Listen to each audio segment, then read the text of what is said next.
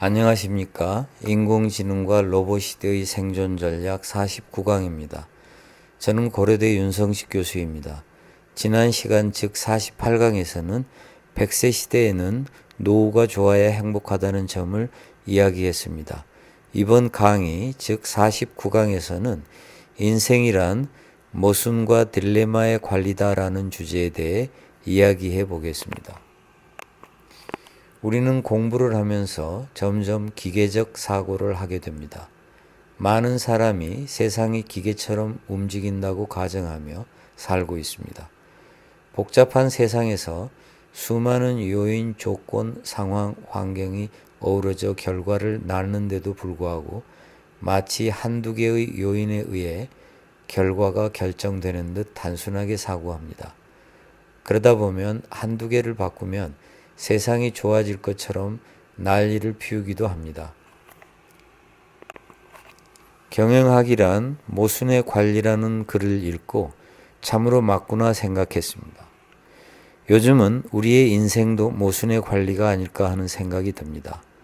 만약 자신의 삶이 아무런 모순도 없고 일관성과 합리성으로 빛난다면 자랑할 게 아니라 의문을 가질 일입니다. 인간은 모순, 역설, 딜레마, 기만, 혼돈, 모호함이 넘치는 존재이므로 인생이란 모순, 역설, 딜레마, 기만, 혼돈, 모호함의 관리일 수밖에 없습니다. 진화 생물학자인 로버트 트리버스는 진화 과정에서 인간이 남을 속이는 기만과 자신을 속이는 자기 기만을 사용한다고 주장합니다. 남을 속이는 이유는 생존 투쟁 시 남보다 이익을 얻기 위함입니다. 자기까지 속이는 자기 기만은 남을 성공적으로 속이기 위한 전략입니다. 자기 기만에 이를 정도가 되어야 남을 해치기 위해 어떤 짓이든 자신 있게 저지를 것입니다. 생존 경쟁을 하기 위해 기만과 자기 기만이 협력하는 셈입니다. 자신까지 속이는 줄 모르고 사는 인간과 불공정, 불합리, 불의로 점철된 세상은 모순과 기만투성일 수밖에 없습니다. 인생에서 모순은 악어의 눈물 같은 사례에서 두드러집니다. 자기가 잡아먹는 먹이가 불쌍해서 눈물을 흘린다는 악어의 눈물 말입니다. 일요일에 교회에 가서 도둑질한 돈으로 듬뿍 헌금하는 사람을 이해하지 못한다면 삶의 모순도 이해하지 못합니다. 결혼할 생각도 사귈 생각도 심지어 데이트할 생각도 없으면서 친분 있는 남자에게 애인이 생겼다고 둘 사이를 회방 놓는 여자의 행동을 저는 충분히 이해할 수 있습니다. 다른 형제 몰래 부모에게서 많은 재산을 받고도 형제들 앞에서 자신은 재산을 못 받았다고 연기를 하다가 저절로 슬퍼져서 눈물을 흘리는 사람도 저는 충분히 이해할 수 있습니다.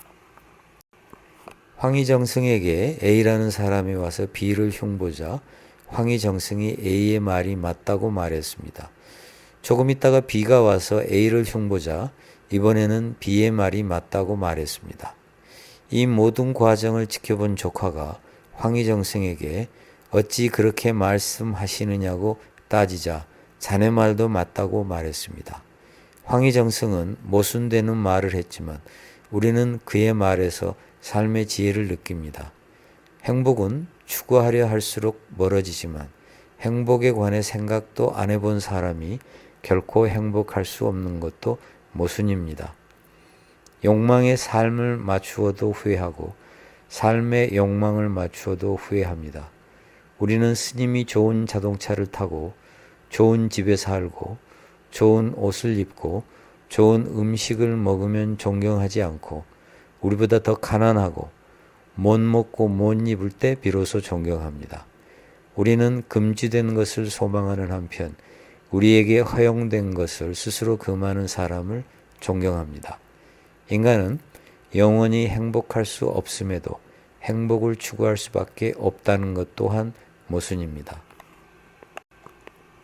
완벽한 인생은 없습니다. 만약 완벽을 추구한다면 어리석은 짓입니다. 완벽한 인생을 살기란 불가능할 뿐더러 무엇이 완벽인가도 알 수 없기 때문에 삶에서 완벽을 추구해서는 안 됩니다. 책을 읽을 때 모든 내용을 다 이해한 뒤 다음 페이지로 넘어가려 하면 영원히 책을 다 읽을 수 없습니다. 이해가 안 되는 부분이 있어도 다음으로 넘어가다 보면 앞에서 이해되지 않았던 부분이 나중에 이해되기도 합니다. 모르는 부분을 그냥 놔둔 채 다음 페이지로 넘어가면 꺼림칙하긴 하지만 나중에 더욱 잘 이해할 수 있습니다. 공부를 잘 하려면 완벽주의에서 벗어나 때로는 과감하게 진도를 나가야 합니다. 인간의 몸과 마음은 그 자체로 모순입니다. 마음이 행동에 영향을 미치지만 행동이 마음에 영향을 미치기도 합니다.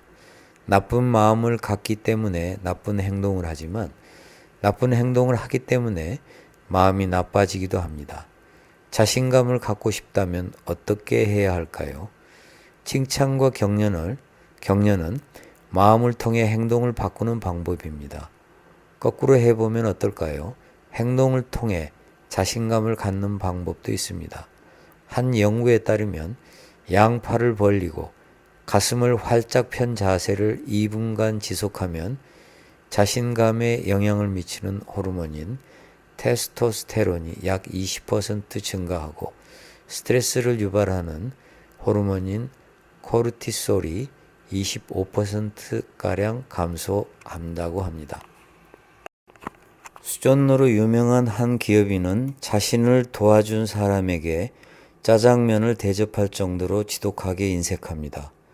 그는 가난하던 시절 남에게 점심을 사주기 싫어서 한시에 혼자 점심을 먹는다는 소문이 돌 만큼 인색했습니다. 이것만 보면 이론을 아끼기 위해 무슨 일이든 할 것 같지만 꼭 그렇지만도 않습니다. 몇 천만 원이면 종업원과의 사이에서 일어난 갈등을 해결할 수 있는데도 수억 원을 쓰면서 끝내 타협하지 않았습니다. 오기가 등등해서 한 푼도 주지 않겠다고 성과를 부리는 그에게 돈은 아무것도 아니었습니다. 마치 돈에 초월한 사람 같은 그의 모순된 행동이 저는 전혀 이상하게 느껴지지 않습니다. 삶에는 추구하는 목표가 있어야 하지만 목표가 있으면 오히려 행복에 방해가 된다는 사실 역시 모순입니다. 사랑을 하면 허무하지만 그래도 본능처럼 죽는 날까지 사랑을 갈구하는 것도 인간의 모순입니다.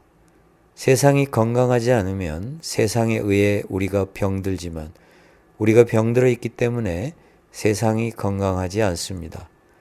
따라서 세상을 먼저 고쳐야 한다는 말도 잘못이고 나부터 바뀌어야 한다는 말도 잘못이며 세상과 내가 동시에 바뀌어야 한다는 말도 알고 보면 모순입니다.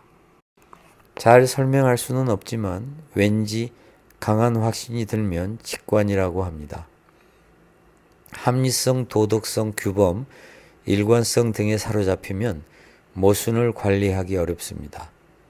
내가 어떤 사람이고 어떻게 살았는가에 따라 내 직관의 수준이 결정됩니다.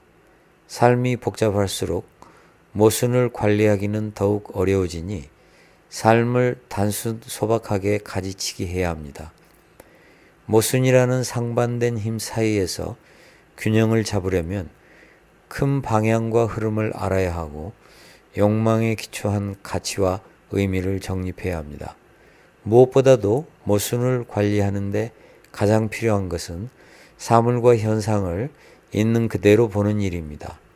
인공지능과 로봇은 초기에는 인간에 의해 학습하겠지만 나중에는 스스로 학습할 것입니다. 학습을 하며 이 지구상에서 가장 모순 덩어리인 인간을 닮아갈수록 세상의 모순은 더욱 심해질 수도 있습니다. 우리는 이제 인간과 인간 사이, 인간과 기계 사이, 기계와 기계 사이의 모순을 해결하기 위해 더욱 힘든 삶을 살아야 할 것입니다. 기존의 방법으로 문제를 해결할 수 없을 때, 혹은 이렇게 하면 이것이 걸리고 저렇게 하면 저것이 걸릴 때 우리는 딜레마에 빠졌다고 합니다. 세상의 모순은 딜레마와 매우 밀접한 관련을 맺고 있으며 이 둘은 마치 쌍둥이처럼 함께 가는 경우가 많습니다. 모순과 딜레마를 해결하기 위해 인간은 여러 가지 방안을 강구하는데 윤리와 법이 대표적인 수단입니다. 윤리와 법이 미치지 못하는 곳에서는 공동체의 규율이 작동되어야 합니다. 공동체가 붕괴된 요즘 공동체 복원이 자주 거론되는 이유가 바로 공동체가 우리에게 미치는 긍정적인 효과 때문입니다. 윤리, 법, 공동체의 규율이 해결하지 못한다면 정치가 나서야 합니다. 마지막까지 인공지능에게 맡기기 어려운 영역이 있다면 바로 정치일 것입니다. 정치는 인공지능이 발전하면서 우리 사회에 대두될 여러 가지 모순과 딜레마를 조정하고 인간과 기계가 조화롭게 살아갈 수 있도록 해결책을 제시해야 합니다. 이상으로 49강을 마치겠습니다. 49강은 제가 수호서재에서 펴낸 예측 불가능한 시대에 행복하게 사는 법, 4차 산업혁명 시대를 위한 생존 전략 5부의 11번째 주제인 인생이란 모순과 딜레마의 관리다의 내용을 설명하였습니다. 감사합니다. 저는 고려대학교 윤성식 교수입니다. 다음 시간에 또 뵙겠습니다.